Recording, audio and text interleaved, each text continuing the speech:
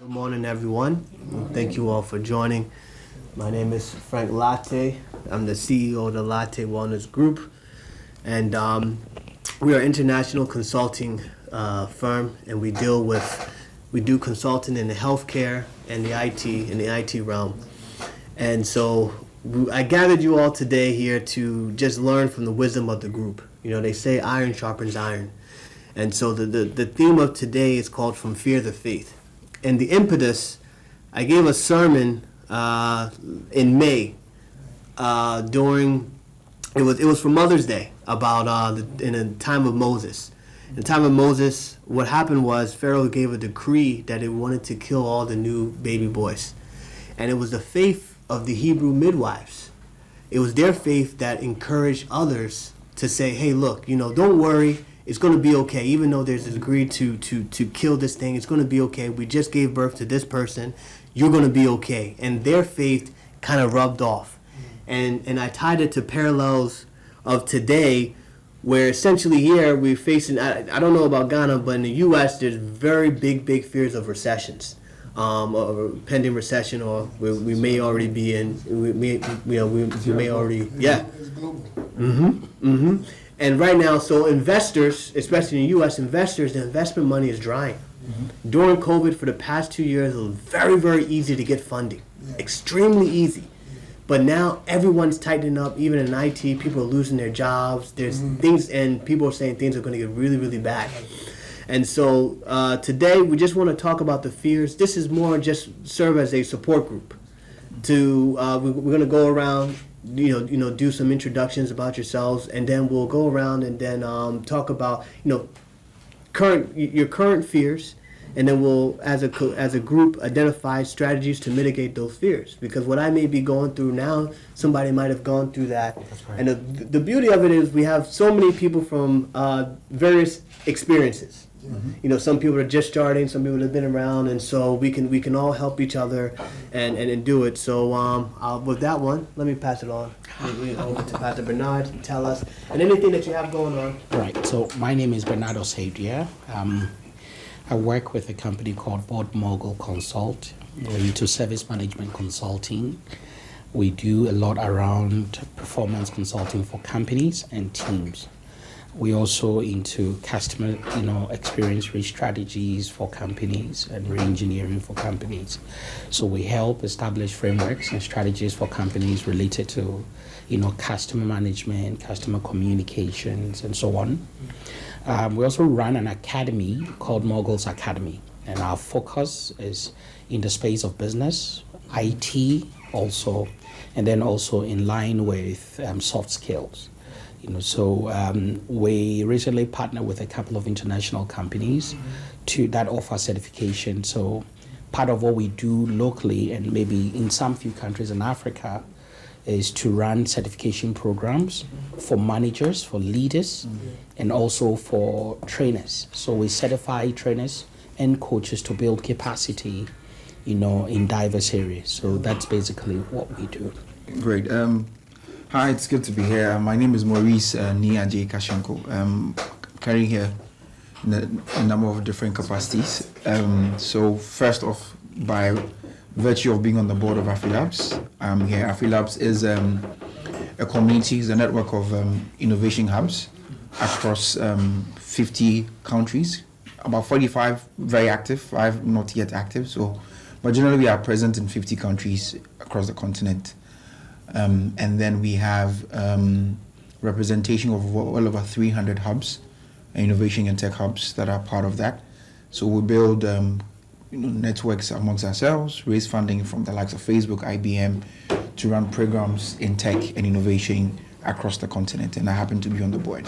I'm also here in the capacity as the managing director and co-founder of Kumasi Hive, a tech and innovation hub in Kumasi. 6 years old.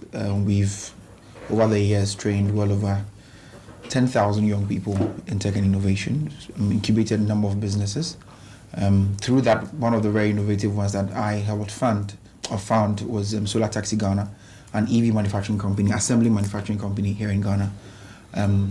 So I do that as well, and very recently too have started a consulting firm just like Pastor Ben here in Accra with my partner Tracy Success.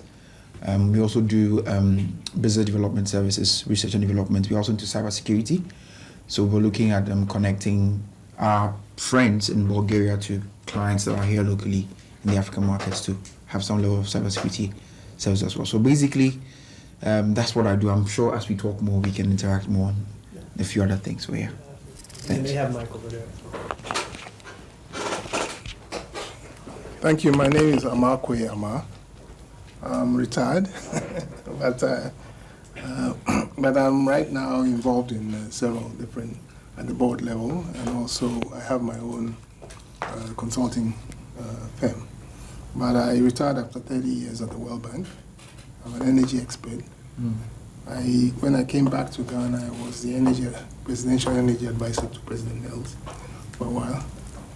I was responsible for a couple of major projects, the Ghana Gas project, and so on and so forth.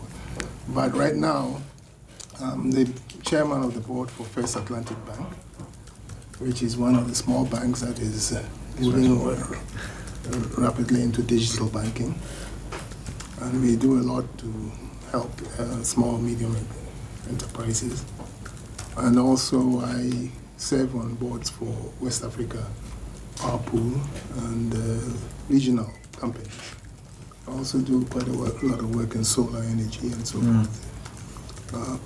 I brought along my research assistant. She can introduce herself.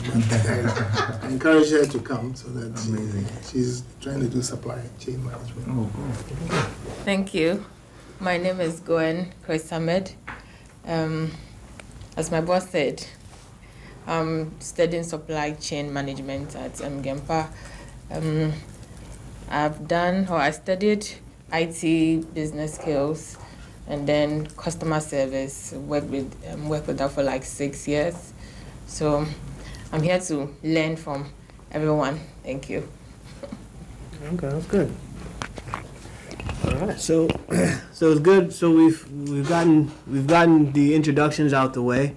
The theme for today, from fear to faith, we want to make it, we want it so it'll be an open conversation that you all can really talk about your current fears. As I mentioned, want to do more of a support group, and it's informal. I really wanted to have an informal, not really a formal conversation. Not that I don't know how to have formal conversations, but I'm also here on vacation in Ghana. so I just wanted to gather, some brilliant minds, and I'll kick it off with one of the biggest fears, as I mentioned. I was actually coming to Ghana to do a really, really big investment into the tech scene.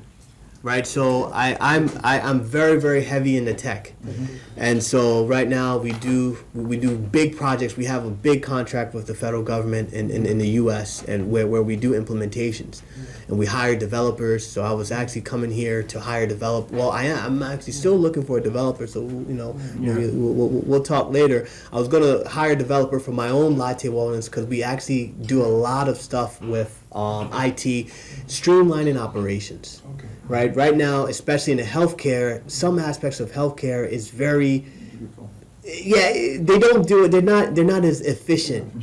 As you mentioned, with the banking, banking now, people are going, they have the Momo and doing digital things. Yeah, but now we're trying to really, really streamline our operations, and it was a little bit disappointing. I was going to come in here. I was actually bringing a bunch of investors. I was actually bringing some investors from the U.S., and I was going to make a big, big investment, and we're going to, explore things. But unfortunately, as I said, the things have changed. The investing environment in the U.S. has changed slightly, and so I guess currently my current fear that I'm really looking at right now is just I wouldn't really say it's a fear, but it was just more of a disappointment that I couldn't invest more like I had intended to. Mm-hmm. But I guess God knows what's best, right? So we have our plans, but it always doesn't work out, and so it was just really dealing with that disappointment. I really wanted to come in here, with a good investment. So then I just decided to just go on a listening tour. Hey, maybe right now, plant a couple of seeds and things. And any thoughts, or does anybody have anything to add? We'll make it an open conversation. Anybody? Well, I think from my perspective, this is a very interesting period where things are basically in flux, and it's because every few centuries, or in this case, every 40, 50 years, the whole world realigns. Mm. So a lot of what we're going through with globalization was brought to a halt by COVID. Mm-hmm. So if you take, for example, the banking sector here, Mm-hmm. when COVID hit and people had to stay home and all of that, you had to move to digital. Okay. But it's transformed the way banking operates and is going to operate moving forward.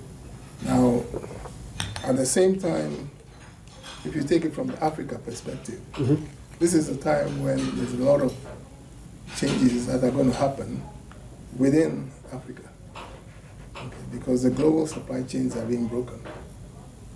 Okay, and so what you call the fear is actually changing epoch, I would say, where things are going to be unscrambled and there will be a lot of opportunities.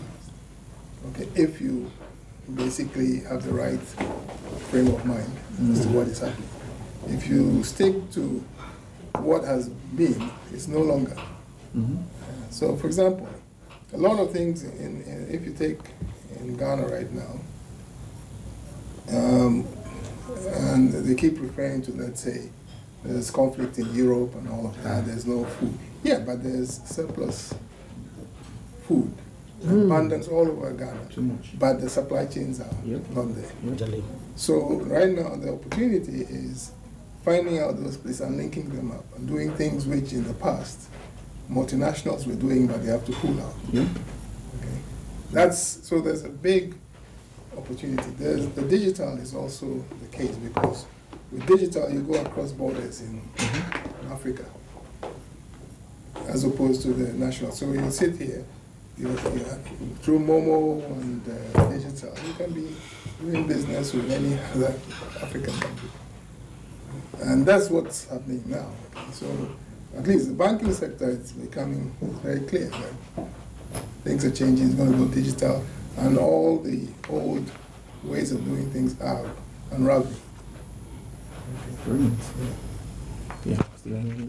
Oh, no, go ahead. Yeah, I mean, I think context is everything, right? And as I think one of the youngest people in the room, I'm very excited of hearing about various sectors. I'm going to come from the context of tech, right?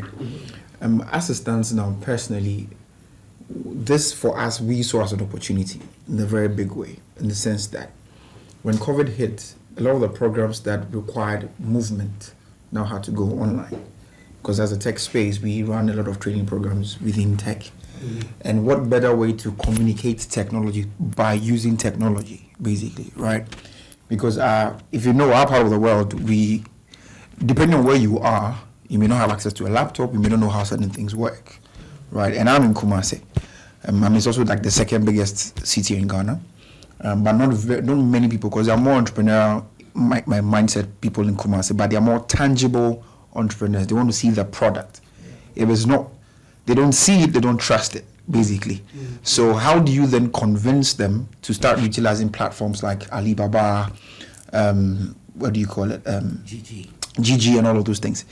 It was through COVID that made these things boom in our part of Kumasi. And we did a particular research with our team, our business team on that, and we realized that there was a lot more transaction on Tonatong and Alibaba, especially those who are buying things from China, rather than the normal way they're using it. So ideally you have to have a contact in China and then reach out to the person. The person buys the product and send it over to you at a particular fee. But now platforms like Alibaba and like I said, GG, Tonatong and everything like that has created platforms for these local people to have access.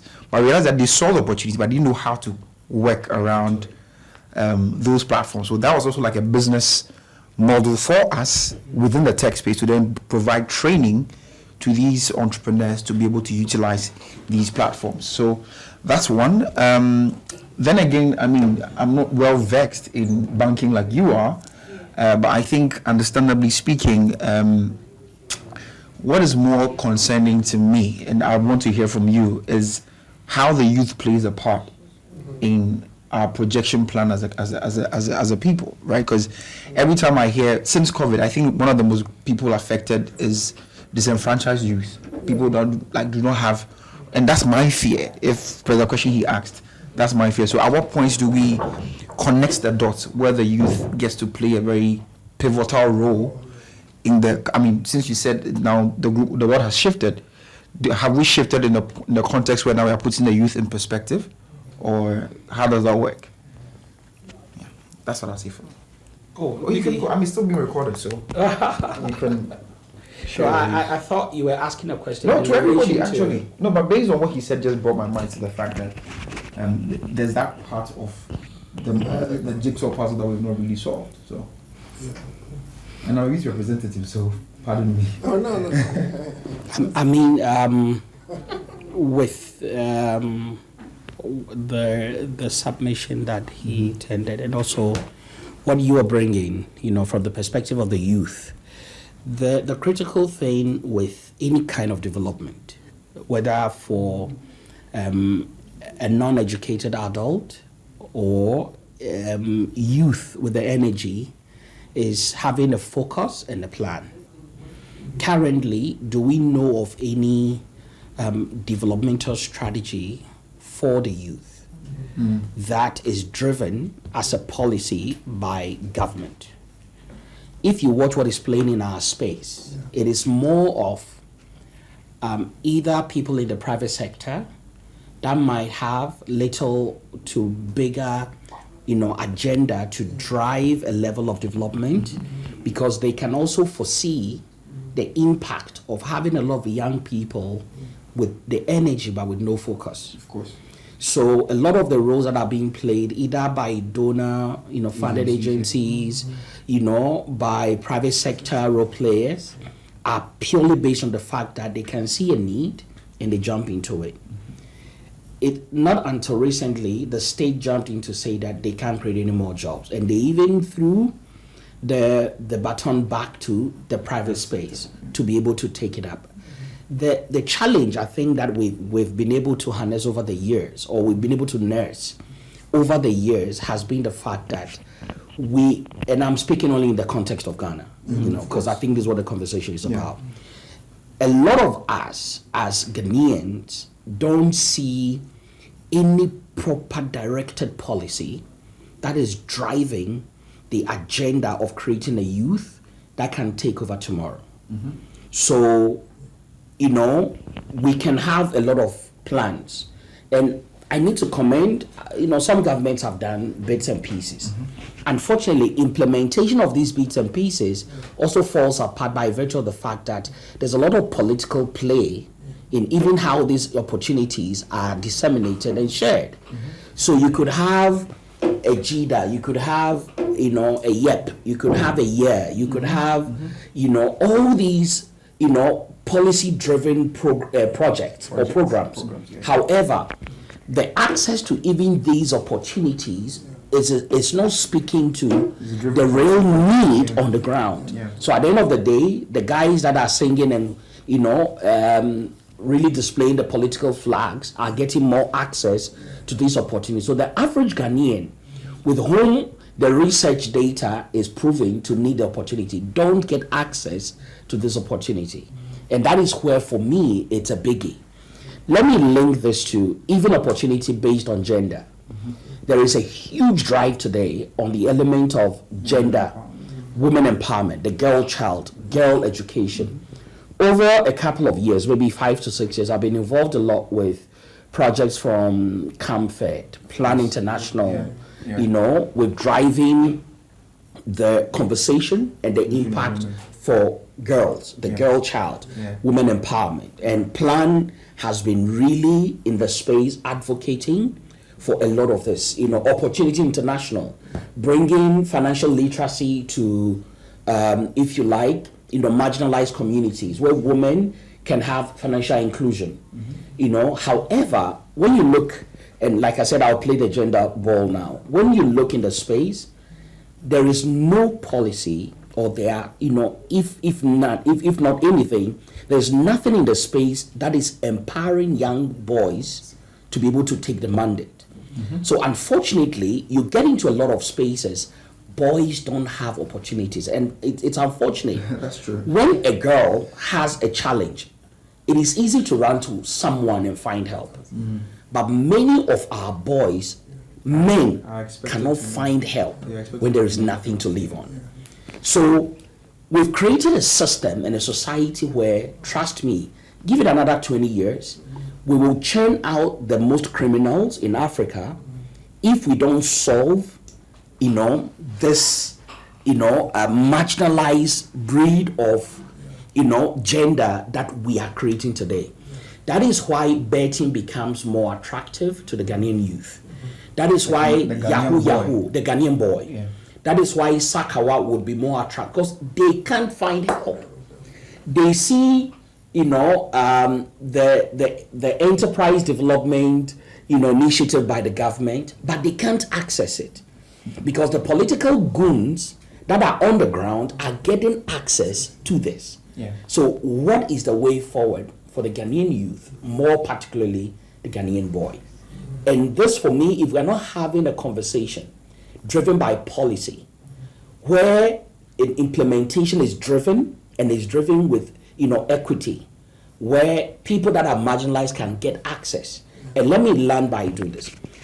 Our families in the villages are planting, harvesting, and taking care of cocoa, which we see as a very huge revenue generation for this country.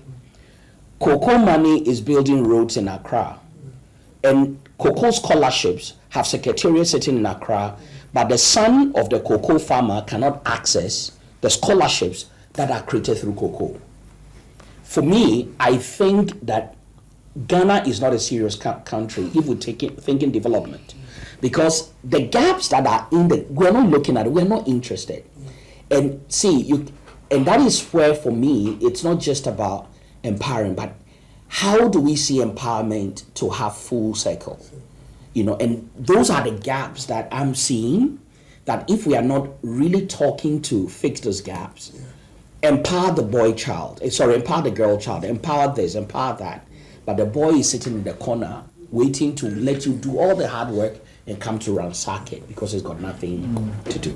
I would like to play the devil's advocate On this one. Yeah, on this very topic. Go for it.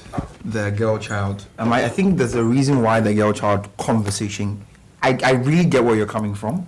I understand 100%. I've actually supported that argument a number of times, in the sense that everybody's talking women empowerment, but then there's the fundamental challenge with the boys as well, right?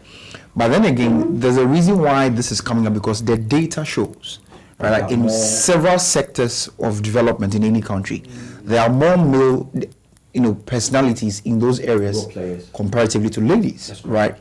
And as the world is changing, there's the need for equal representation, right? And that is where I particularly see the need to push for the women empowerment. But then I agree that any time there's an extreme movement, there's always a consequence, in the sense that, you push this so much, the gentlemen also foresee, because there are several programs involved, like, because donor agencies will tell you it's all for girls, and then the guys will ask you, so why do we not qualify for this event as well, right? And then you don't know what to tell them, because you have to tell them, per the program dynamics, we're looking at only women, right? So I get that, but the fundamental issue is that there are a lot of marginalized positions in various companies they're just marginalized for women. Women are very few in those spaces, so that's why they're pushing. But I agree. I think it's a conversation that we shouldn't just look at it with one lens and say, because we're pushing the women, then relegate the boys. That shouldn't be the case. That's why my position was on equity. Equity, yeah, exactly.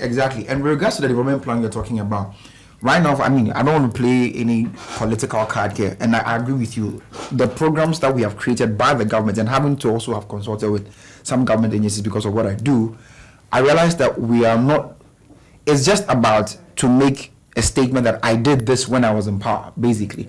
There's no continuity with any program that fits a 10-year, 15-year, 20-year agenda for the government. Very recently, because it's a private discussion, I can mention this because I didn't sign an NDA, so I can say this.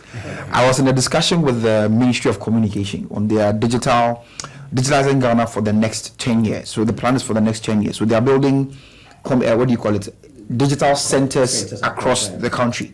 So there's one in Accra already, the Accra Digital Center, which we consulted for them to build. And now they're building one in Kumasi, Takoradi, and Tamale to have 4. And then in the next 5 years, we'll add another 5. Then they'll choose one last region to do that.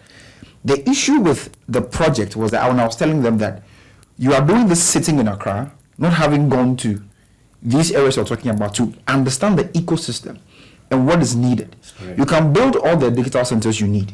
If your curriculum, your educational curriculum does not support the young people to have interest in technology, there's going to be a problem. So you're going to have a huge building over there and very little people are using it, right? And that's the whole agenda. So the issue is, how do we also get, and education is key. Education is so key in every development plan. So I liked the idea, but the execution, if you know what I mean, the idea I'm talking about, but the execution of it is where I had the problem. So it comes back to implementation. Exactly. So the programs I foresee is that if you are creating a program without the context of the local challenges, you're going to make it wrong. You're going to have it wrong. So I really, I don't know, I'm very passionate about this, especially for the young people, because I am in the youth space. I work with young people. I identify the problems that the young people are facing. But then again, the challenge is that people like us are not even collaborative enough to come up with strategic programs within ourselves as either private or social enterprises to be able to create real-time solutions. Policy, yes, but without policy, do we just fold our arms and say it's not going to work? So that's why I asked the question, because then again, yes, I clearly understand that policy drives action. And of course, it has backing. Yes, it has backing. So in the event where in our natural states right now, of course, we don't have any clear policy. I think even the NEIP is failing, right? The National Entrepreneurship Innovation flying colors. The National Entrepreneurship Innovation Program is failing like crazy, in the sense that you train 100 entrepreneurs in all the 16 regions, and you select just 10 to give money to. Right? And even the money they have to pay back, and you have no structure in place for them to plow back interest on whatever you gave them.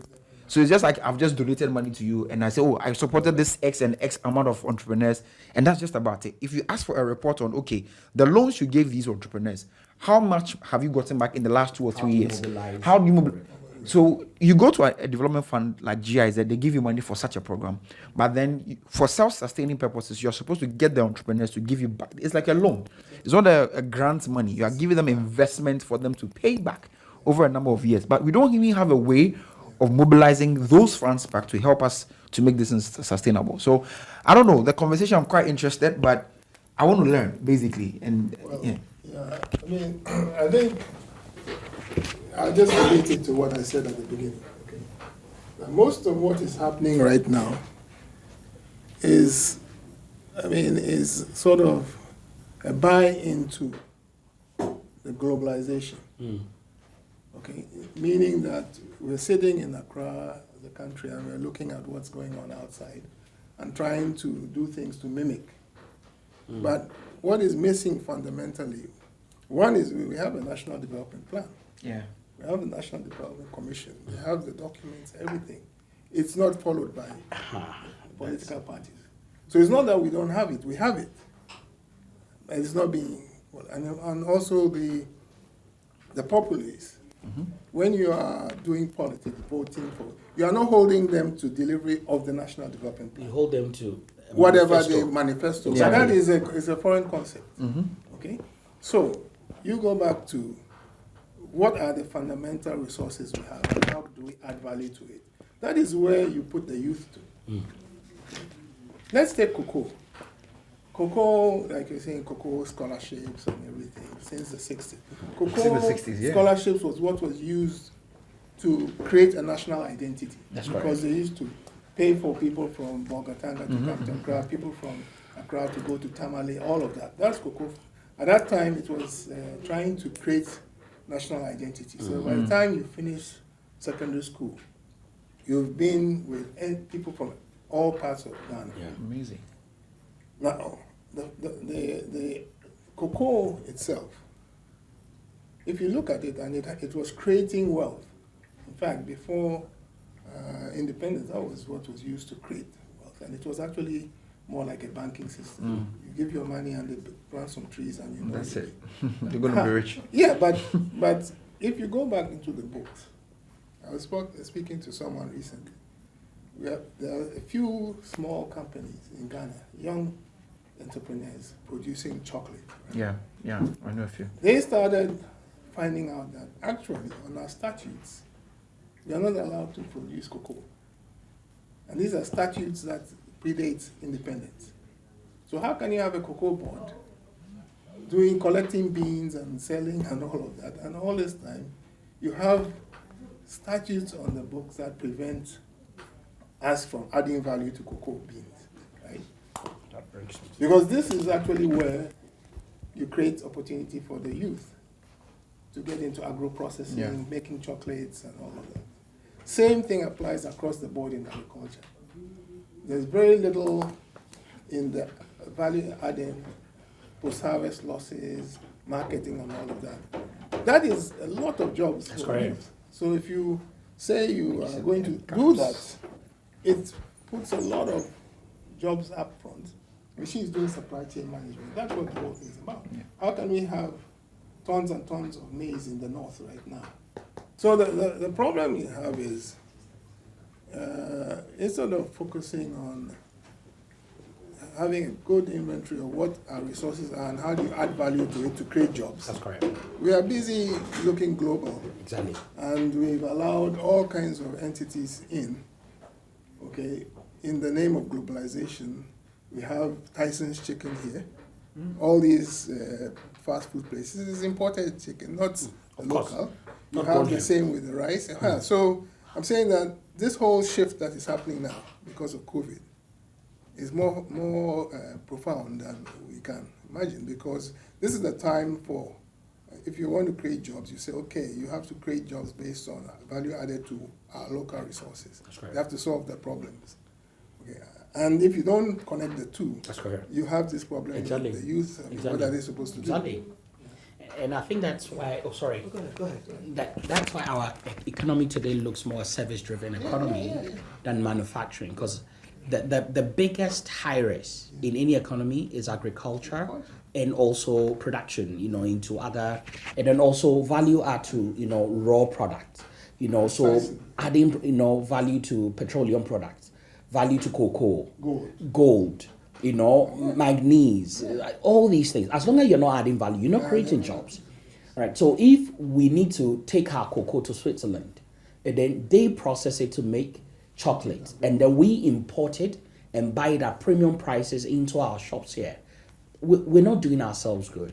And that is why there's a huge deficit when it comes to the resources we have and what we are churning out, by way of the economic, empowerment we should be getting, Sorry, when you we were talking about, a few things related to... My main thing is, and I'll ask you what the media asked me today. Yeah, okay. They said, it's all fine and dandy, but how are you going to fund it? They're saying right now in Ghana, the problem is there's a lot of people have a lot of ideas, but no money. So what is... I told them, look, I'm going to ask the people here. And since you're in the banking sector, because at least in the U.S., what you can do is you can go to your bank and maybe get a small loan, maybe get a business loan if you have good credit, or maybe the business credit, or a lot of people, they start things on credit cards, where I know you can't do that here in Ghana, or it'll be very difficult. So Well, okay, so I think it goes back to what we were talking about. We used to have what we call development banks. Okay, we have Agricultural Development Bank, National Investment Bank, Bank for Housing Construction. All these banks were part of a policy of channeling money to add value in areas that we felt were important for the country. All those banks are now out of the way. I mean, they are non-functional or whatever, collapsed or even converted themselves to retail banks. When it comes to the retail banks or commercial banks are not in the business of doing Supporting policy. the policy agenda. Yeah. So in the US, you have commercial banks, but you also have small business administration channeling money, And it's telling intentional. them, yeah, to do this and do that. Like what China That is is, doing. yeah, well, China is the biggest example. China Development Bank started off as a small entity focused on development, putting money in strategic sectors. And now they are the biggest development bank globally, trillions we're talking about. But it is a policy issue that you say, for example, we're talking about cocoa. We have cocoa board. We have Agricultural Development Bank. Agricultural Development Bank and say, okay, we are putting money into value-adding investments by young entrepreneurs in the cocoa industry. Okay? So through that, you can put in long-term, low-interest money, provided you are doing things which add value to cocoa. But if you come to a commercial bank, the commercial bank that's not their business. Their business, you take people's deposits, you have shareholders, you are generating returns for them. That's all. And it's different from a development bank. So Ghana right now, we over the last 30 years, we collapsed all our development banks in the interest of globalization and all of this. Now they are scrambling to get back a development bank. Which they recently set up when you Yeah, were- but the question is, I mean, who's regulating that? yeah, That was the question I had. because you had the targeted ones. Mm-hmm. So we had a bank for National Bank, a National Investment Bank. If you go back Yeah. 20, 30 years, this is the one that seeded a lot of the industries in Ghana. Mm-hmm. Mm-hmm. Mm-hmm. Okay, the indigenous industries. They are no longer. When you go to Agricultural Development Bank, they were the ones who are also helping the farmers. You go to Bank for Housing and Construction. It's now, because it's now HFC. Well, Yeah. it's used to HFC. It's now Republic Bank. Republic it's Bank, actually yeah. been Yeah. bought by By, yeah. Trinidad. Yeah. So it's a commercial Yeah. bank. They're not doing that business. Okay. So strategically, you can see that a lot of the instruments that you have in the US, okay, through the Small Business Administration, this and that, you have all those, but they operate through commercial banks with lines, special lines. Okay, yeah, it doesn't exist here. Okay. Recently, I'll talk about First Atlantic. We set up, we are doing a project to go at SMEs, small, medium, but we're having to partner with MasterCard Foundation to train small entrepreneurs to do things. Right? The government Says no. So none of those. I mean, if you take China, you take Indonesia, all these countries, it is that's how they put money for long-term strategic. So China Development Bank is a good example. I mean, they used to go in ahead of development, urban. You know, in China they have 10 to 15 big cities along the eastern coast. Shanghai. Yeah. Shenzhen. Each of those areas, before they go to do the development, they have a master plan. China Development Bank goes in and creates a land bank. Then after the investments are made, when all this infrastructure, they revalue the land and take out the value added. So they've gone from small, now they are 4-5 times the size of the World Bank. They're the biggest development bank. They gave $3 billion to Ghana and had a plan to do something similar industry. I can show you the result. All they were saying was value added in the agriculture sector, in the mining sector. The mining sector, for example, you have a lot of small Ghanaian Galamsey? mining people. Not Galamsey, small scale mining. Oh yeah, They have licenses, everything. They have the proper licenses. What they yeah. need is some equipment so that they can improve the yield and Fine-tune, productivity. yeah. And then a way in which they can sell their gold. None of this exists. So what happens is that they do all the work, they collect it. Then you have some foreign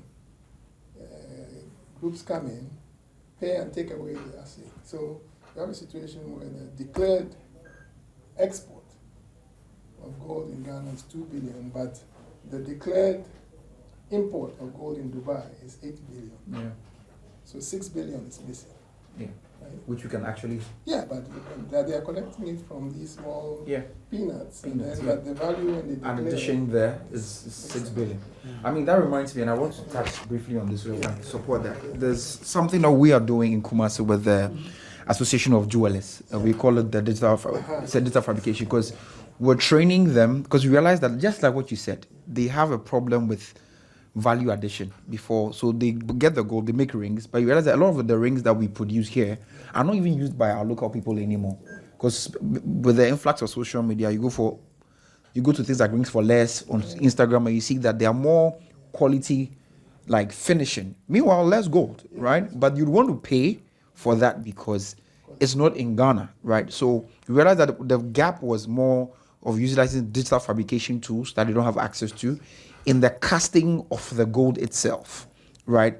So just like what you said, I heard that I just forgot about the figures, but like you mentioned, when it gets to Dubai, it's more like it's way more expensive. I remember about 2 years ago, before I started the project, this was before COVID, so 3 years ago, 2019, before COVID, we had an opportunity with the government to take the jewelers in Kumasi to represent Ghana in Dubai, but they have to then come up with their products.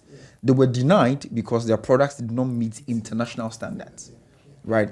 And that is what gave birth to the project that we are currently running with the jewelers in Kumasi. So I really, really agree. So and I don't like asking questions because I know some of the solutions, but I like to learn, right? Given the fact that you've been worked extensively in banking and in government as well. I mean, consulting for government. Why? I don't know, because like you mentioned, I have worked with the MasterCard. I mean, they funded Solar Taxi. They're giving us well over almost $2 million to fund our project. Why is it that it is always difficult to work with international investment corporations to have government on the same like level of playing field? Because I know some investments coming from Malaysia coming to Ghana, right, through the Dali International portfolio into real estate, but more for affordable housing. But then again, because it's an investment, they want to see a return on the investment. And there's been this back and forth and bottleneck discussions with governments. And I don't know, what would you advise, especially for me that now I'm in this space, how then do we take advantage, or based on your experience, how do we approach such things? MasterCard maybe, yes, I understand why the government didn't agree, because there are two financial institutions and they may small foul play. But those who are also interested in, like you said, development purposes, what is the challenge and how can we, and I just want to tap into your wisdom along those lines. The nature of the issue with the affordable housing. Yeah, so the issue with affordable housing is that there's investment coming in for real estate, quote unquote, but the project name or the project initiative is impact oriented. So we know in Ghana, because of the squatters, there's a huge problem with housing. Either they are in shanty buildings or, they are literally living on the streets. So these guys are saying, okay, we want to bring money in, about $10 billion, work with government, because they want to go into a PPP with a government agency to be able to create this and then have an opportunity to get a return on their investment, maybe in 20 or 50 or 30 years. But the problem has been what the government's position on direct FDIs are as against what the people also want. Because they are looking at more impact-based projects. The government is also looking at more for-profit projects. So I don't know how to navigate through this, because I am now like the point person for these guys in the country, and I have to liaise with government for that. So if you can... Well, I can't speak specifically, but I think there's a fundamental... similar to what I said again, there's also a fundamental disconnect on that side. Because we have, there may be several, but at least there's the State Housing Corporation. It has the biggest land bank in Ghana for housing. Okay, so any investor coming in, why aren't they engaging with state housing? Right? Yeah. We have Tema Development Corporation. It's the first entity in Africa, West Africa, that built a city from scratch, and they have that capability, and they're still doing. Why aren't they engaging with them? You see, rather than going straight to the government, the ministry, and talk. You see, so sometimes a lot of these happen because they are engaging with the wrong counterpart. And so you end up with a lot of people coming from outside going to talk to the ministry. Ministry's job is not to there's an executive agency set up by the state that has that. So they should be free to operate. You understand? Yeah. If you go to Malaysia, ask the Malaysians themselves, did they build their system based on this model? No. It's because of, so in other words, there are a lot of things happening because of, again, I don't want to overdo, but it's a globalization concept. This is how you do IPPs. Yeah. We have the Volta River Authority. Yeah. They have the Kosovo Dam, which has been amortized way back. 6 billion gigawatt hours. 6,000 gigawatt hours a year. You put $1 on each gigawatt hour, it can finance all the power generation you have. So we're saying IPPs, foreign people come and build power plant, and then we are paying them whether they generate or not. And we're not putting money. So I'm saying there's a lot of gaps and disconnects in our own system. Are this not intentional? Well, it could be, but if it's intentional, then it's us who have to solve it. Exactly, and I had a bit of what you shared, and and as a senior person who's been in the field with ropes of years of experience, I can see the drive, and once again, bringing the point that most of these things can be very intentional, frustrate the system so that we can also benefit, and that's basically what's going on. Recently I did a study, and I was excited when I heard Honorable Kennedy Japan go on TV to speak about when they tried to start a rice plantation in one village somewhere in Achim or somewhere, or Kimoda somewhere, and the chieftaincy gave them, about 4,000 acres of land. They brought in the shipments of rice, to do the plantations and everything. Unfortunately, there are role players in the industry with political backing who knows that, of course, exactly, who knows that if this thrives, they lose business and they lose money. So much of the idea is, let's create a system where the few of us around the table benefit. So they create the solution and call it peace, basically. Exactly. And then they create good communication to the media to feed the masses so that they can hang their lives on lies, but they play the ball. You see, and this reminds me of, when I spent a bit of my time or my life in South Africa. South Africa created the BEE concept, to bring equity. So Black Economic Empowerment. Okay. So this is post-apartheid, years of apartheid that denied Black people for getting access to opportunities. Okay. So they were marginalized, basically. And now, when the Black government took over, they said, let's find a way to give opportunity to Black people.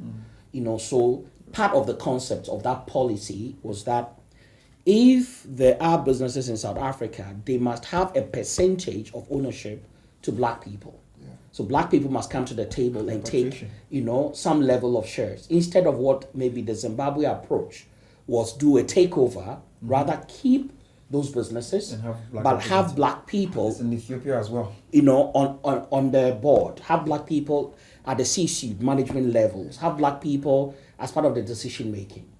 Unfortunately, once again, the neocolonialism concept kicked in. So the strategy that the whites, basically did was, create the positions for them, give them shares, give them good houses and cars. But the decision making that runs the economy don't happen at the workplace. Of course. So they'll build for you a very beautiful office, Yep. furnish it, Yep. give you a Yep. car to that Yep. effect, Yep. drive the latest cars, Yep.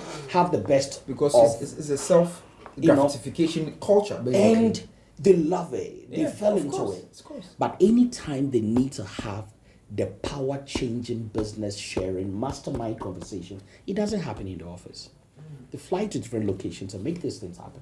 So at the end of the day, you have people looking rich, but they don't have what it takes to sustain it. And this is the system of the ball playing that, unfortunately, once again, Ghana belongs to some owners, and I mean, there must be a way for us to break it. And that's why I'm interested in But I think if you look carefully in terms of the Ghana situation, a lot of what you're saying is not even like South Africa. It's because the people doing this are people who are not Ghanaians. Yes. They are imported.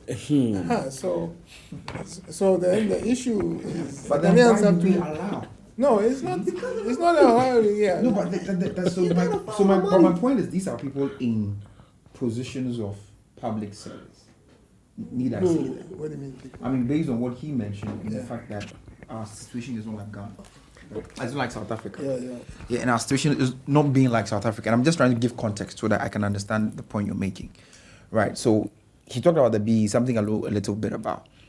In our parts, like he said about the ball playing, he did mention that with Kennedy Japan's issue, there are, and I call them a cartel because I've realized that people control certain industries, right? But you find that most of the people who also control these industries are there because of public service, right? They got to understand the ecosystem of those industries because of public service, because the work was done for public service, and they understand that. So, and that's why I resonated with what he talked about, creating desolation and calling it peace, and then having the right arm to communicate as though things are actually working.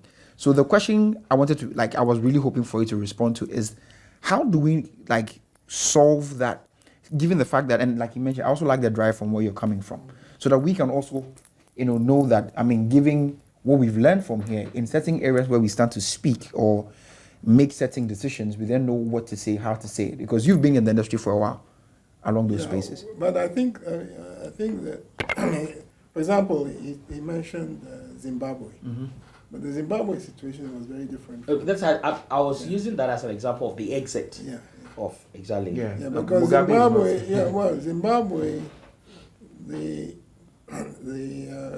under Rhodesia, they took away all the good arable lands. That's correct. And put them on tribal trust lands, which were arid lands. That's correct.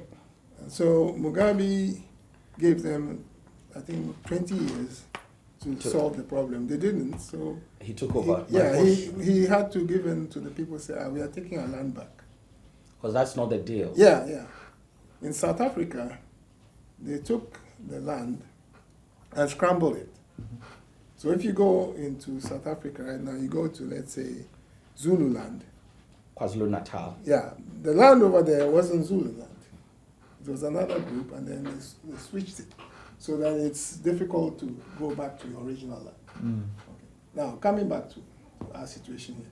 Our situation here, to me, in terms of the youth, how you solve this, is the education the youth has to include sovereignty.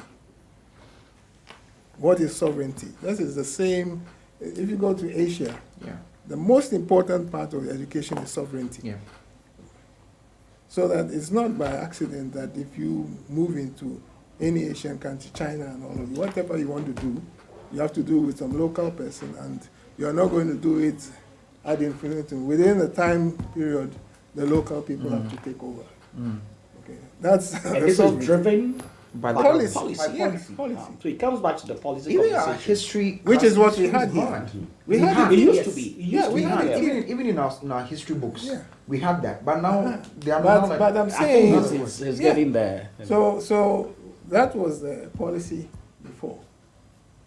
The 60s, the education and all. Now, somewhere along the line, in the 90s and 2000s, we've given into this whole thing as though to be, we have a situation where we are inviting investors to do things and sabotaging our investors. Yes. Here, Yeah. if you go any place in Asia, you can't have a GIPC type of organization telling people come in to do without you partnering with With the local Yeah. There's no way. Yeah, there's no way. So I'm saying there's a sovereignty issue. What is sovereignty and how Do you does it, have you translated into all your programs? So for the youth, I'm saying that these are some of the building blocks that you have to, Brilliant. in order to get a typical Ghanaian youth, okay, they have to grow up understanding what is sovereignty, understanding what is value added, etc., etc. MVP. Because right now, a lot of that stuff is out.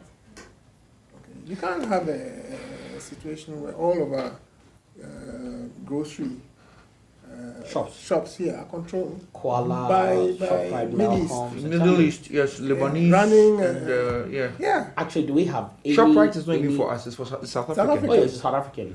Yeah. Do we have The any mall, that Accra belongs mall to- is Yes, South yes, South Africa. African. They are All the building their big malls, supply yeah. chains Yeah, in here. yeah. We say, oh, it looks more Looks like nice, supply. yeah. Yeah, but there's no Ghanaian company. Of course, and that's true. Yeah. Context, yeah. So we're waiting for you. So now you're here. But thank you. I mean, these are things that are wow. This is I think when you spoke about sovereignty and value add that the youth of today must have, I'm sitting in this room with a man obviously with years of experience behind him and so much knowledge base that should be heard. There is a disconnect between the knowledge and the action base. You see, it's always comfortable to get the knowledge. I'm enjoying being here because the knowledge is always great. And when it comes to actioning, the implementation, that's where the real work is. Having the knowledge don't add anything to you except it propels Through action. what you're about to do, but it's through action. When we struggle to take the action, to come to the terms of the sovereignty, to come to the terms of the value add, how do we solve the action element when you know, one, you don't have the political will, two, you don't have the backing, the resources, the most important. I'm saying political will because we are here in this room where whatever you're doing, there is a kingmaker. There are people with, if you like, the keys that open certain doors.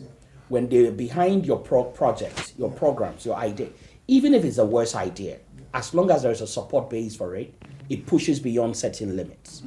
But an ordinary Ghanaian guy coming from Gamashin or Choko or Osu or from where I come from, Teshi. ish. How does that Ghanaian boy, how does that Ghanaian girl understand all this and see some pegs in the soil without affiliation to politics? And I'm coming back to this again when I spoke about political will, because at the end of the day, it comes to be like, if you run a business and there's a political affiliation, when your party is out of power, you are out of it. So you don't want to have anything. You just want to be a player in the industry. But at the end of the day, you have all this, but don't have the base. How do we connect the action? Well, I think when we talk We're about interviewing him today. no, I just want to. Yeah, but I feel like we are interviewing you. No, but it's a very good question. Yeah, it's a very good But question. again, I think you go back to the political dispensation we have in the Constitution. It's not being fully implemented. What you are saying happens if you have local government and elections at the local government level. That's when the natural leaders come out. Right now, it is not. It is not. So you never achieve that until. They have a shadow of that with the universities. No, but there has to be a push for it. There has to be, because they are on the When I was ground. a kid, when in a neighborhood, Mataiko, everybody knew everybody and who could do this. Who could and do what? Exactly. Yeah, there was no question Exactly. about that. competition Yes. and all. Yeah. Yeah, you know who the leaders are. Competence was there. So when it comes voting at that level, it's not political. It's based on competence. Yes, I'm merit based on competence. exactly. Yeah. And if you go to the villages, it's merit. Meritocracy. Yeah, they purely. know who can Exactly. who cannot do. Exactly. Yeah, until you have that, you can't move. So now the, So the we have to Ghanaian youth reinvent the wheel. is Yeah.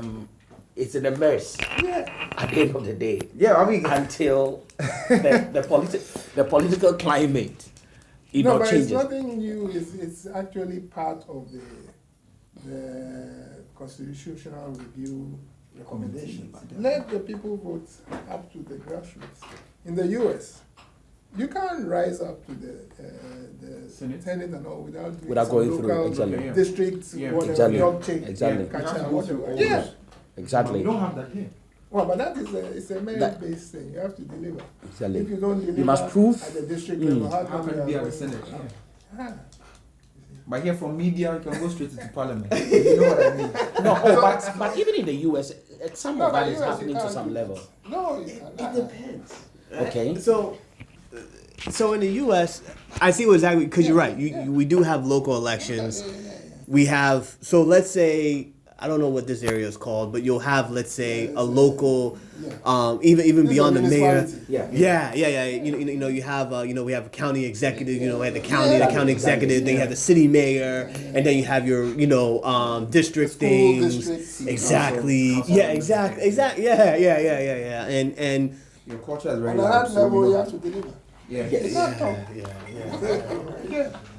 But I wondered then, and not to saying that not to do this without government, but I think that, I guess the one thing about the U.S. is we can do a lot of things without government. There's some things that we need the government for, but I wonder in Ghana, how do you start doing that? Because of exactly what I'm saying, because of exactly what you're saying.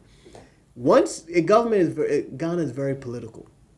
If your party comes out the next, then hey, I might lose this contract.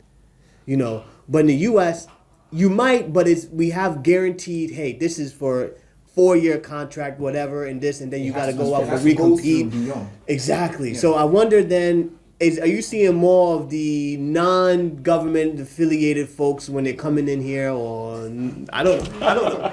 because what you're saying, what you're saying in the U.S., okay, you made several assumptions. Because in the U.S., you're a Democrat or Republican, you're following a national agenda. Yeah. That's Period. what you mentioned. And everyone comes to serve the agenda. Yeah. The agenda is the same. It's just you tweak it this Of way, course, tweak it just this, to but suit your party Okay. affiliation. So it's not like when the Democrats come in, they throw out everything the Republicans, and then that's the big difference. And this is the same. Any country you go that is making progress, they have a national agenda. And they follow it. You come, but you can't fool around with this one. So it's the degree to which you can execute the national agenda. That's what you are compensated for voting. So you go to South Korea, they have a national agenda. Whoever comes, Japan, everybody is the same. That's how it's supposed to be. Okay, if that national agenda is not being followed, then it's all over. Like we are seeing now. Yeah. So are you going to say something? Go ahead. Yeah, because I thought you asked your hands raised, so She's a youth, they know. yeah. We have to hear your voice. You know all the guys. Yes, Yes, all right. you know all the guys talking so far. So It's to the left. Yeah. Okay. Go ahead. Oh no, I didn't wait. anyways, but yeah, you see, to what he said concerning the national agenda plan and education. My first question was going to be, why do we not communicate the national agenda? Like, why don't we all know? Because we are a growing economy, right? We're a growing country, basically. And I think, given the fact that we have we've so infiltrated our democracy with politics, it is very difficult for the general public to actually see the direction we're going. So people, like he mentioned, we rally behind manifestos and not national agendas. So if I, for instance, bring in a contract and it doesn't fit the manifesto, it's thrown out, right? And that's the challenge. But I can say to the question you asked that when I met with the ministry, they did mention that depending on what the contract is about and what it intends to do, successive governments would want to continue it. So usually it's in, I think that is where I foresee some level of the national agenda being implemented. It also given the fact that the monies that are involved, for instance. Of course, if it's in the hundreds of millions, they may not really care. But if it's in the billions, then there's a lot to lose and a lot to gain if there's a lot to lose if they do not implement it, even successive governments. For instance, I can give an example: the seawater projects that Mahama started in 2017, right? That was in 20. He went off 2016, so I think 2013. Either 2013, I think it was 2014, right? The now MPP government continued to a point, right? I mean, it's still there. It hasn't gone off because it was a 25-year project, so it's still ongoing because of the amount of money involved. So I think it depends on the project and the money. That's what I would say based on what I know, right? And based on the amount of money involved, it depends on whether or not there's going to be succession after one government exits. Because I don't want to believe that once the government changes power, then every project must change. Because that's not the story they are pushing across, right? So I don't know. I don't think it should always be the case, right? So I think, yes, it's something we can be skeptical about, but I think there's also a possibility of succession depending on what the project is about, if it fits some level of the national agenda. That's what I'd say. So I was talking about the national agenda approach and the fact that I have understanding that depending on the project that maybe an FDI is bringing in, foreign direct investment is bringing in, if the amount of money involved in the project it's supposed to achieve, some governments after succession will still continue it because of the projects. Yeah. Well, but what I'm trying to say with the national agenda is that from 1960 to now, we know that we have the biggest arable land, Accra Plains and the Northern Plains. It doesn't change whether you are this party or that party. The Accra Plains is there. Yeah. The Volta Dam is there. So the question is, what are you pushing the people who are campaigning and all of this? What are you doing about this? Okay. Rather than allow them to manufacture different things they're going to do, no. There are things there. Yeah. Okay, so it is not even foreign direct investment because the wealth of Ghana, the Ashanti gold fields, was the source of all the money that was used to set up the gold fields in South Africa. Oh, wow. It's on record. Yeah. So the funds are from here, going out. Okay, so the focus on foreign direct investment to me is not. It's more how you utilize what you have. You generate added value here and capture it to solve your problems. Okay, the cocoa industry. Yeah. It's here. I mean, it's not. Yeah. So a lot of it is coming back to what is the system you use to grow the leaders locally and empower the youth. Education. Level of transformational Yes, leadership. education is also local government devolving to the local government, etc., etc. Practical measures. Practical. Yeah. But more practical, like implementation-wise. Because right? Practical measure number one is let the people vote for their local council. The moment that happens, things because are now they are change. appointed, right? Or but this Yeah, how can they're one appointed. person appoint every in the whole of Ghana? No, he wouldn't know. Yeah, so he's at. Yeah. So if you are the top over here, you're basically flying with people cocooned, and you don't know what's going on. Sycophants, most of the Yeah, they're time. cocooned. Yeah, sycophants. Hey, I love If you that kind are of president of the U.S., you are not interested, and you don't even know what's going on in the county where you live. The county executive is running there. the show. President has no say. Eventually, it's reported to the Senate. Yeah, you're right. So this comes back to an initiative, I think, to his memory, Jerry Rawlings started running the decentralized government system. Yeah. He tried to. He tried it. that He tried it. agenda. He tried it and was vilified for it. Until they did the constitution. Exactly. with And the then, parties. exactly. Yeah. Exactly. It was vilified for it. Because, you know, I remember, I think that was a very huge push. It was a huge You push. know, I mean, to I studied bring- history, so something I was very excited about. Yes, I was, because you see, I still remember the jingle of the advert, district level election, 90, what. I mean, these were things that were driving community, Yeah. you know, at the ground level. And just like you said earlier on, you could see the community leaders. It was obvious. And you wouldn't come from the outside and tell the people what to do, because it was clear. Yeah, and the mind was on them to make sure that they did the right thing. So, I mean, I remember my father telling me that he was in Labadi once to help clean with the community leaders Yes. to clean around and Because stuff you like need that. to be on the ground. Yeah. You need to. And you can't come and So flash money. Yeah, he does. You can't. But now that's where we are now. So I was going to ask again around one of the solutions you gave being the local government election. But in this instance, as it stands now in this room today, we don't have that. So I'm actually going to propose to us in the room, and I like propositions a lot. I happen to usually organize symposiums, right, with young people because I work very closely with KNUST. We usually organize events for I have my consultant is called ILM Consult, Illumination of the Melanin. So the concept is that the fact that your skin is black, your mind shouldn't be black. So you need information to actually be able to do what you're supposed to do in the continent, basically. So I'm thinking, because the things you're mentioning right now, I'm learning quite a number of them from here. And this is even me in business, having read history, done a few things. How about we, and I'm thinking, I don't mind putting my neck on the line, organizing an event in KNUST and having maybe you guys come speak to the young people, like a TED Talk, so to speak, to talk about the development agenda and how, because the reason I'm saying this is because I happened to go to the USAG election.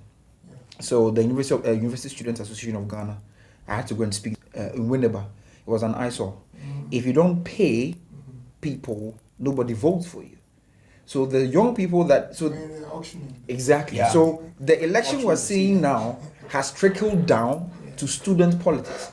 That a student is spending as much as 30,000 Ghana cedis on election. And the first On question campus. on campus. The first question I asked myself was, do you work? How does he get his paper? Of course. So then that's the thing. So the person gets into position, and apparently there are political parties, quote Behind unquote, it. that Of course, fund they are funded. because that's how they recruit. That's where they do the recruiting. The recruitment. So the Nooks USAG is like a hot spot. When I came in, the Nooks female, the Wukong was the one who called. I had a conversation with her about another project she wants to do, and she wants my company to help and blah blah blah. So now that you are speaking about the development plan and the fact that it has to go with education, in the event where policy is not being pushed, can we? And I like probable solutions. I mean, even if it's something small, That's correct. right? Let's do it Start somewhere. because I believe that it's like an avalanche effect. Maybe it's to happen after you're gone, but then you have sown the seeds for that. So I'm asking if I can get a concrete, or not even a concrete, but something worth doing. If I'm able to organize an event on KNUST campus or even on Legon, because I have a relationship with the dean of students at Legon, is it possible to have you all in the room to talk about things like this, and like not for political affiliation or whatsoever, but you are actually speaking truth to power for the young people, so that I can pull some strings together to make sure we do something like this. Because I don't want to just be in this room, we've exercised our thoughts, we've all learned, and then we're done. And they will leave it here. And we'll leave it here, then nothing is done. Because all that you're saying, and that's why I say I'm a youth, I'm a representative of the youth. How do we get maybe another 100 youth or 200 To hear this thing. to hear these things and also make decisions for themselves? It also affects who they tell. Right? Maybe Nooks can organize a leadership summit, which we can actually do, and then have you guys come speak, if you do not mind.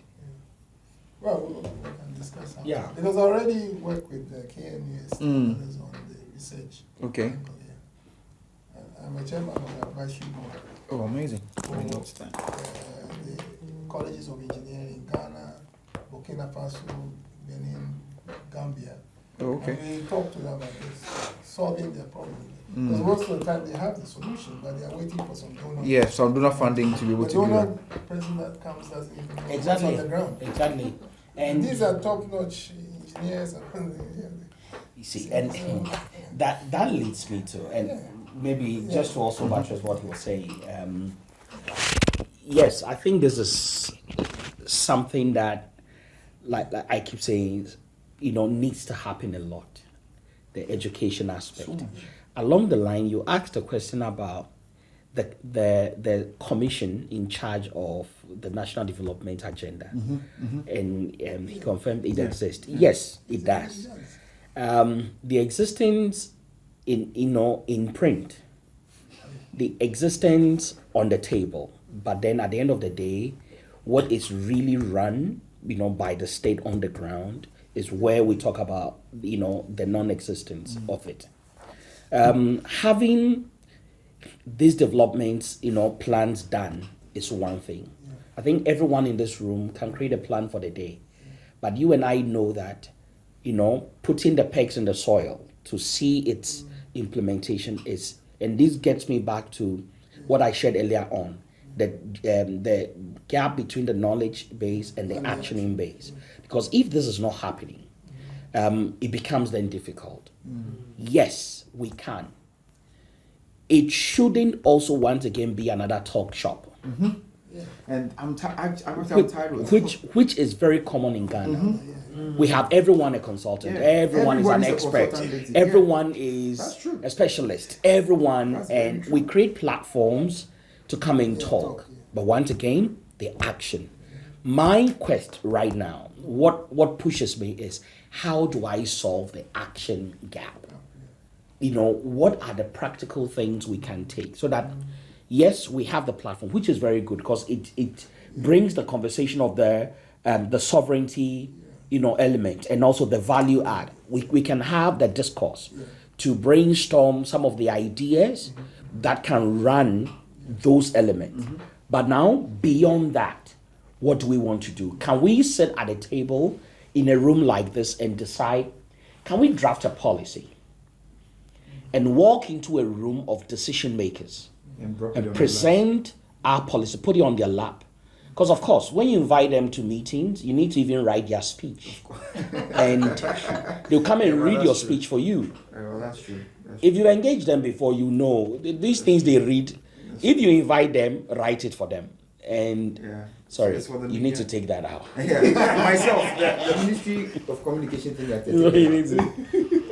take it out. Right, but that is the truth. I mean, if you're trying to get people in power to come speak and they tell them what they need to say, because the truth is there is a huge disconnect with what's on the ground, so they wouldn't even know the salient elements to communicate in that conversation. And I will be glad to even be a part of young people to sit at a table. I mean, it's very easy really come up with some action plans. It is. With the backing of once again a lot of knowledge coming.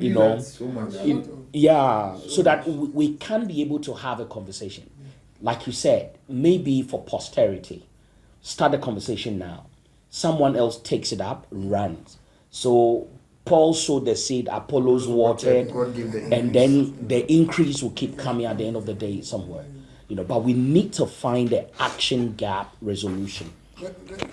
For example, this action gap thing. I mean, I'm sure that in all of our universities, there's nothing on the curriculum to look at the actual development plan No. that exists. Well, I haven't seen Because any. it's a several, And I'm involved in education. Yes, please, please. These are very detailed Huge Please document. send it to me, I'll read it. on all our resources and I'll everything. read it. And it's sitting there. It's not that they do the work. They take the best of the people. They put the package together. But then it looks like it's not, even disseminated. Because this is what the youth should be really about. I'll send it to you. I'll Yes. send it to you guys. And I think what you just mentioned now even confirms this conversation we're having. So there is a national development agency whose job is to develop, but that is where it stops. Get the knowledge out. But what about the implementation bit of it? Well, That's where the state you machinery see, comes in. again, this is what I'm saying, that if you go look at the Constitution and the statutes that go with the National Development Planning Commission, it goes down to region by region planning commissions and district by district. So they take what is relevant to Yeah, but Yeah, it goes reject- all exactly. the way down there. Now, the thing is that it looks like the parties have sidelined this whole Structure. national development structure and put it in some corner, and they're doing what They're and, running- and nobody's So now- holding them to account. So now Exactly. I manifesto. And no one so is. my point is, how do we get to understand the plan to then hold? No, but this is where the first thing is what you're saying. education. The, The education. the people in the universities, Yeah. the students, Yeah. they should know that They this should know exists. these things. Yeah. This is not talk, it's there. And then each one picks it up and Yeah. takes it along. That's correct. Because if you're in high school and And they're not able to university assimilate and it. you are studying things about Europe and Asia, Why should you- but you have more detailed stuff Oh, about yeah. yourself, Oh yes. you should know it. Some, And then how to execute it. someone failed me for a job interview for a managerial role because I refused to write an aptitude test asking me about winter in America and Europe. And I walked away. Unfortunately, we met when I was consulting now for their mother company, Amazing. and it was a different story. So I think a lot need to change, and maybe bringing it back to the education. And that for me is where I think our failure, has really been entrenched. Because even the things we're learning about, being trained not to be solution providers, but just to fit the jigsaw puzzles. It's the biggest element. Unfortunately, we pride ourselves having the best, some of the best education, across the continent. We do, to be honest, across the continent. Oh, you mean No, qualifications? we have the education in terms of qualifications, Exactly. but not solutions. Not solution. And That's you what get that if you go from let's say UK and to America, it hits you in the face. Yes. The difference is It's America clear. is solution. It's solution. oriented. It's- The Deliverables. British is the letters. Yeah, yeah. So we run a new colonialized system. I worked with Zimbabweans, and you could see Zimbabweans love Ghanaians because of course, the marriage between Mugabe and Sally. and they hold us in high esteem. But anytime I engage with them, I see our deficiency. They are very prone to solution. And most of the Zimbabwean guys that I worked with, I saw do their work. They are solution driven.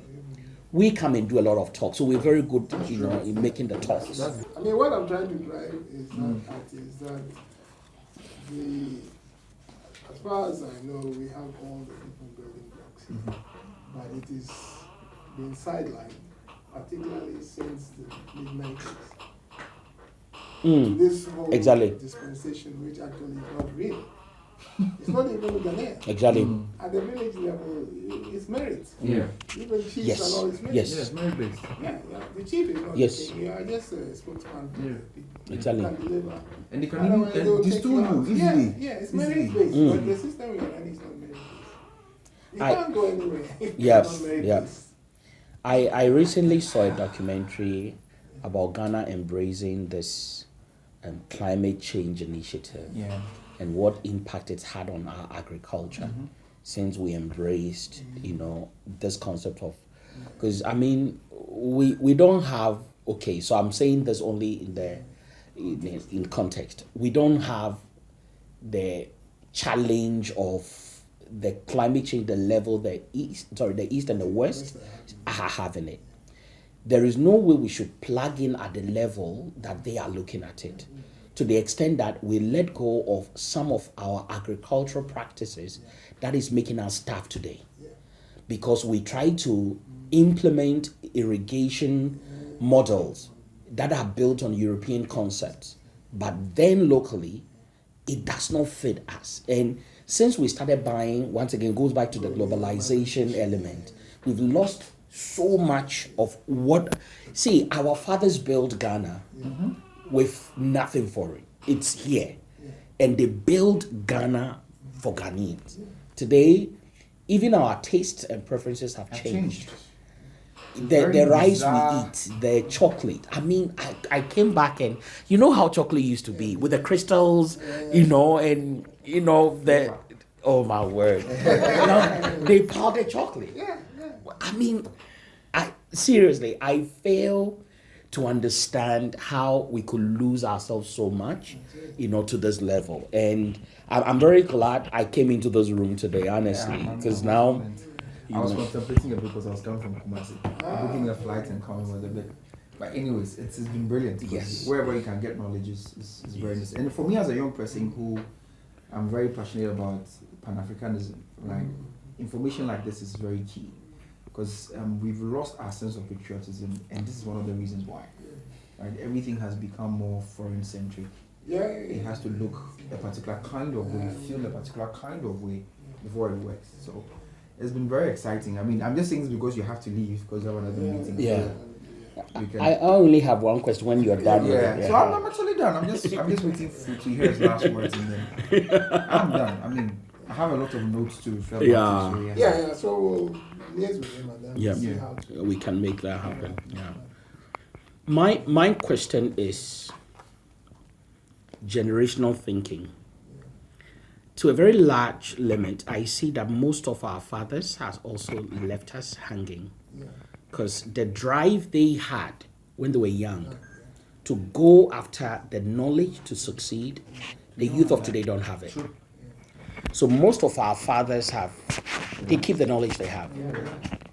And it's so difficult to get them out to share. See, today a lot of young people get married. They don't even understand what it means of handling tradition. Oh yeah. Of being an in-law. Yeah. These things, you can't get it on Google. One of my biggest things, and for me it's a drive, is how do I get, elderly people, knowledge base, into a room and it's not now talking about the big stuff, but the values, the basic things. It's a problem. These are the representatives are trying to push in the church. And if you don't mind, maybe as part of our engagement beyond some of this conversation, I know you would have a world of comrades within your circle that can share. I was listening to Atokwashi, share some of these, and see, there is knowledge in Ghana that yechempa maeshia ebe high-end. People are living. Ebe high-end. And so we'll connect with you on that base, Honestly, for me, it's more about for the symposiums because that's one thing I'm passionate about. If you don't mind. But I'll look at your schedule. I'll look at your schedule. Hi, my name is Frank Latte. I'm the CEO of Latte Wellness Group. We are an international consulting firm that focuses on the healthcare and IT strategy management sectors. Today, we're in lovely Accra, Ghana at the Movenpick Hotel. It was our kickoff event for the Entrepreneurship Masterminds, where we talk to CEOs from the banking industry, the tech, the training, the education, all types of industries where we're exploring their fears, exploring the challenges that they have working in Ghana, and possibly setting up a roadmap and plans for how to mitigate those fears and mitigate those challenges. Hi, my name is Bernardo Saidia. I'm MD for Board Mogul Consult and also President for Mogul's Academy. Today I was very privileged to be at the table of a discussion at Mastermind with Latte Wellness Group, where I met a couple of like-minded, very stretching entrepreneurs and also experienced retired consultants that shared a lot of insights on how to be able to empower and build synergies along our journey to achieve and attain our entrepreneurial dreams. I think this overlay has been very exciting, very insightful for me, very educational, if I have to say. I learned a lot, but more importantly, the kind of people that I connected with today. I think I'm blessed to actually be in the room when these minds shared the different things they did today. One great mind said that if you are the most intelligent person in the room, then you are in the wrong room. And it's very important to always find yourself in a room where you are inadequate, a room where you're not the best person, but there are other people that can be able to steer you up. I think this is what this mastermind was about. And I want to really appreciate Frank with his team all the way from the United States to make this a possibility, sharing these great ideas, and more importantly for sharing this platform with us that we can be able to have other people sharpen us on our journey as entrepreneurs. Of course, to allay our fears and find ways to mitigate and eradicate them. So big ups to Frank Latte from the Latte Wellness Group and the great things they've done. Thank you. Hi, my name is Maurice Niaje-Kashiko, currently the Managing Director for Kumasi Hive and the co-founder for ILM Consult. Kumasi Hive is the tech and innovation hub in Kumasi. We do train capacity building programs for young people in tech and innovation in Web3, and we also run business consulting services as part of what we try to do. As part of my work too as a consultant, I'm into R&D, cybersecurity as well, and also business development services for companies and entrepreneurs alike. I had the opportunity to represent AfriLabs, one of the communities I'm a part of, at this business mastermind organized by the Latte Group. It has been very exciting, insightful. I have learned so much, not just about the ecosystem that we play in, but in the context of our continent as well, and what we can do to grow ourselves and project the agenda for the development of Ghana forward. It's been really, really entertaining as well, having met like-minded persons as well, learning from the seniors in the game as a young person, and adding one or two things to my portfolio and what I want to do in the coming years. I look forward to more of these by the Latte Group, and a very big congratulations to him for organizing this. And we hope that this doesn't end here. It's going to cause the change that we're actually looking for in Ghana. We had a lot of great insights, and I just want to thank all the CEOs that came out today. God bless.